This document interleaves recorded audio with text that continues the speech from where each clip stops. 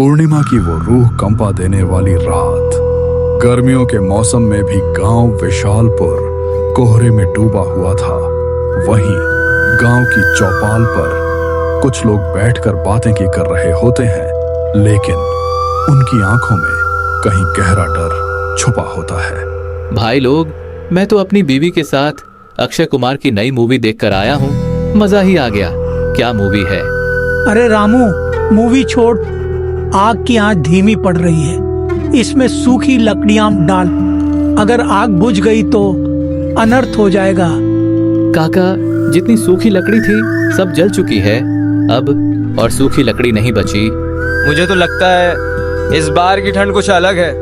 मई का महीना आ गया, लेकिन ठंड जाने का नाम नहीं ले रही। ऐसा लगता है जैसे कोई हड्डियों में सुइयां चुभा रहा हो। तभी तेज हवा का एक झोंका उनके पास से गुजरा।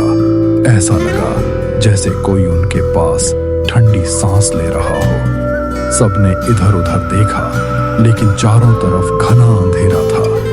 तभी आग की लकड़ी चटकी। भाई, वैसे तुम लोगों ने सुना क्या? कल रात हमारे पास के ही गांव में रहने वाले एक आदमी के खेत में बिजली गिर गई। बंधे की महीनों की मेहनत कुछ पलों में जलकर राख हो गई। बेचारे को बहुत नुकसान हो गया। हाँ भाई, सरकार को इस मामले में कुछ करना चाहिए, जिससे बेचारे किसानों की मेहनत ऐसे व्यर्थ न जाए। क्यों शंकर काका, ठीक कह रहा हूँ ना? शंकर काका ने बड़ी धीमी आवाज में कहा। हाँ बेटा, लेकिन सरकार को दूसरे देशों में लड़ने से फुर्सत ही नहीं मिल रही। कभी ईरान और इजराइल का युद्ध शुरू हो जाता है, तो कभी ईरान और अमेरिका, और कभी रूस यूक्रेन। कुछ भी हो जाए, मरता बस आम आदमी ही है। ये लोग तो एसी के नीचे बैठकर वीडियो गेम खेल रहे हैं। हाँ काका, बिल्कुल 16 आने सही बात कही आपने। लेकिन छोड़ो ये सब बातें, मुझे तो आप सबसे बातें करके सुकून मिल जाता है। रोज रात को हम इस समय यहाँ बैठकर देर रात तक गप्पे मारते हैं, और एक दूसरे से बात करते हुए हम लोग सारी टेंशन भूल जाते हैं। ऊपर से जब काका आप कोई डरावनी कहानी सुना देते हो, तो महफिल में और चाँद लग जाते हैं। हाँ बेटा, मुझे भी यहाँ तुम लोगों के साथ बातें करने में बहुत अच्छा लगता है। हंसी मजाक करने से दिन अच्छा गुजर जाता है। वरना मेरी उम्र के लोगों के साथ बैठता हूँ तो वो बस दूसरों की बुराइयां करते रहते हैं। काका, आज आप हमें कहानी नहीं बल्कि इस गांव का सच्चा किस्सा बताइए। आखिर क्यों सब इस काली रात से डरते हैं? ऐसा क्या राज छुपा है इस गांव में? हम ये सच्चाई जानना चाहते हैं। आखिर कब तक हम यूं ही डर डर कर जिएंगे?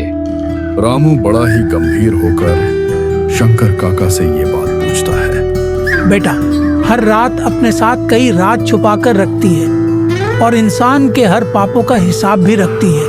हवा अब और भी ठंडी और चुभन भरी लगने लगी। तभी पेड़ों के पत्तों में कुछ हलचल हुई, जैसे उन पर कोई बैठा हो। काका, आज आप इस रहस्य से पर्दा उठा ही दो। हर बार की तरह ये बात आधी अधूरी मत छोड़ना। जो भी बात है सच सच बताइए, ताकि हम भी जान पाएं आखिर बात क्या है। शंकर काका ने एक लंबी और गहरी सांस ली और फिर बोले, चलो ठीक है, अगर तुम ये सच सुनना चाहते हो तो सुनो। फिर मैं तुम्हें अपने साथ बीती घटना ही बताता हूँ। ये बात उस वक्त की है जब मैं लगभग 21 साल का था। उस रात मूसलाधार बारिश हो रही थी। मैं अपनी गर्लफ्रेंड से मिलकर लौट रहा था। आने में काफ़ी देर हो चुकी थी। रात के करीब 12 बज रहे थे। हमारे गांव जाने वाला ऑटो रिक्शा वाला 10 बजे के बाद अपने घर चला जाता था, और कोई साधन हमारे गांव नहीं जाता था। मजबूरी में मुझे पैदल ही जाना पड़ रहा था। बारिश में मेरे कपड़े भी गीले हो रहे थे। उस रात पूरा रास्ता ही सुनसान पड़ा था।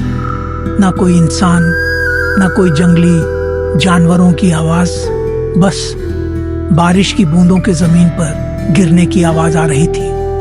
मैं बस चलता जा रहा था, खुद से बातें करते करते। क्या मुसीबत है यार, एक तो इतनी रात हो गई, ऊपर से ये बारिश, घर जाना भी मुश्किल हो गया है। इससे अच्छा तो मैं वहीं रुक जाता।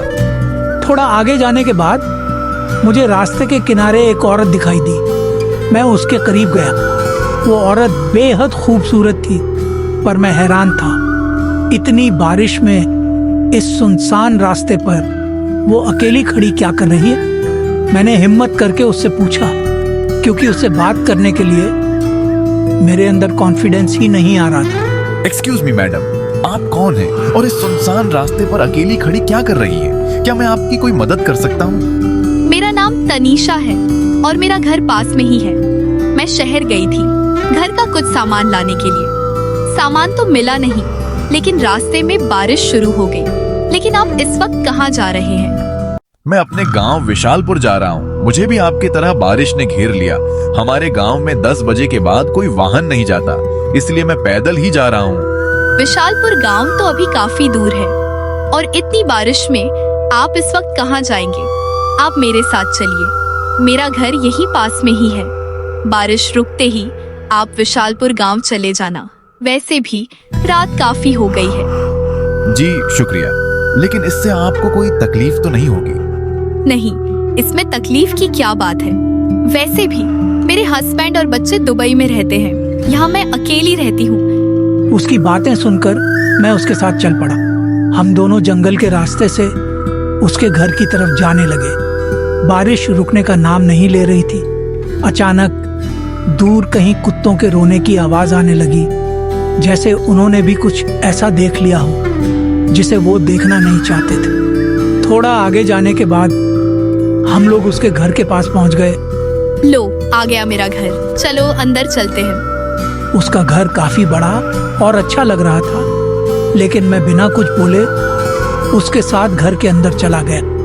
अंदर एक अजीब सी गंध थी, जैसे वहां सालों से सफाई नहीं हुई हो और जगह जगह चूहे मरे पड़े हों। शुक्रिया तनीषा जी, मैं आपका ये एहसान जिंदगी भर याद रखूंगा। आपने इस बरसाती रात में मेरी मदद की। अरे कोई बात नहीं, इसके लिए शुक्रिया बोलने की जरूरत नहीं है। अभी रात काफी हो गई है, आप पास के कमरे में जाकर आराम कर लीजिए। कल सुबह बारिश रुकते ही आप चले जाना। हम दोनों कुछ देर बातें करने के बाद अपने अपने कमरे में जाकर सो गए। रात के करीब 2 बज चुके थे। अचानक मेरी आंख खुल गई। मुझे ऐसी आवाज सुनाई दी जैसे कोई जंगली जानवर किसी को नोच नोच कर खा रहा हो। मैं देखने के लिए बाहर गया, लेकिन बाहर का नजारा देखकर मेरे पैरों तले जमीन खिसक गई। वहां वही औरत बैठी थी और जंगली जानवरों को कच्चा ही नोच नोच कर खा रही थी। ये देखकर मैंने उल्टी कर दी। उल्टी की आवाज सुनकर वो मेरी तरफ मुड़ी, लेकिन इस बार उसका रूप बिल्कुल अलग। मैं बिना कुछ सोचे समझे वहां से भागने लगा। बिना पीछे मुड़े मैं तेज रफ्तार से भागता ही गया। उस दिन मुझे एहसास हो गया था कि गांव वाले कोई झूठी कहानी नहीं बताते, बल्कि एक सच्चा किस्सा सुनाते हैं। लेकिन इंसान जब तक अपनी आंखों से कुछ देख न ले, उसे किसी बात पर यकीन नहीं आता। काका, आपकी ये कहानी सुनकर मेरा तो दिल ही बैठ गया। बेटा, ये कोई कहानी नहीं है, बल्कि एक सच्ची घटना है। आज भी वो औरत ऐसी अंधेरी रातों में बाहर निकलती है और आने जाने वालों का शिकार करती है। बहुत सी मासूम जानें इसी वजह से गई हैं। इसीलिए सब ऐसी रातों में बाहर नहीं निकलते। शंकर काका की बातें सुनकर उन लोगों के होश उड़ जाते हैं। चारों तरफ सन्नाटा छा जाता है और उस रात के बाद से उन लोगों ने भूलकर भी रात में बाहर निकलने की हिम्मत नहीं